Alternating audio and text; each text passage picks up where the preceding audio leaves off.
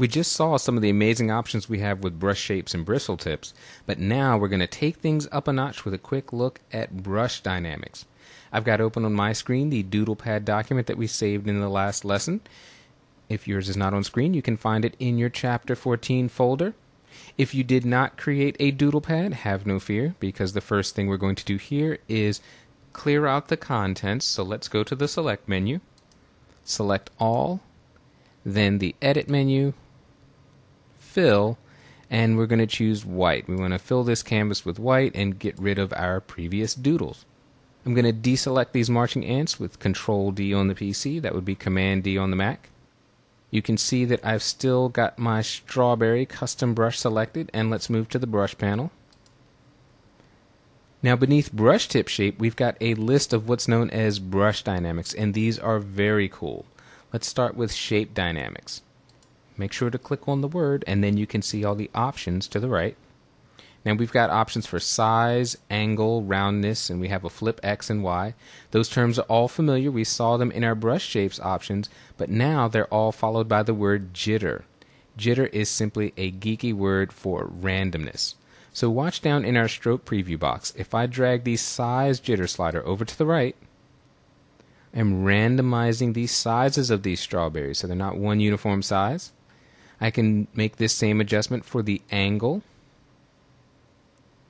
Some random angles there. We can adjust roundness. And I could even flip them horizontally, but that's applied randomly. So let's take a look at what that stroke would look like. And there we go. Lots of variety there. Let's go down to scattering. This is also a very cool one. Right now, all of our strawberries are floating along a curve, but if I drag the scatter slider, you can see now they're spaced apart and kind of floating in space. But they're all scattering or moving in the vertical axis. If I check this box, both axes, well now they're scattered horizontally and vertically. We can increase the count, add to the density of these strawberries here, and of course we could randomize that density. Now if I paint, look at that, completely random assortment of strawberries. Now here's another great thing about dynamics. Remember in the last lesson when we clicked a brush preset and made changes, if we moved off of that preset and came back to it, our changes were wiped out. Here we've got padlocks to the right of all of these dynamics. If we click on them to lock them, then move to another brush preset, those two parameters, in this case shape dynamics and scattering, will remain. Let's see how that works.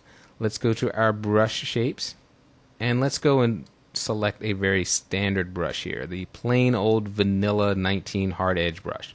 You can see that even though the preset changed, it is picking up our shape dynamics and scattering. Let's change one thing here to this brush before we get started. We're going to open up the spacing here. Now what happens if you don't want to maintain the shape dynamics and the scattering in this case? Well, they're both locked, but we can simply go to the flyout menu here and check Reset All Locked Settings. So that takes the shape dynamics and scattering to their defaults. Let's increase spacing a bit more here. And the final dynamic that's very, very cool I want to show you is color dynamics. Now we've got our first option that will let us shift between the foreground and background color. So I'll drag the slider here to increase the randomness, and I'll paint here. I'll increase the brush just a bit. And you can see it's varying back and forth. That's a nice little tool, but here's where it really gets fun. I'm going to drag the hue over here. Now when we paint, we have a full spectrum of colors. We're not limited to the foreground and background colors. We could adjust the saturation of those, but here's the one that's really fun. We can adjust the brightness. I'm going to drag this pretty far to the right. And now let's see the result. There we go. We've got an even greater range of colors here. The purity slider is an adjustment for your saturation. It sets the endpoints. I'm going to leave this set at 0. But look at the amazing changes we can make with dynamics, even on a plain old vanilla brush.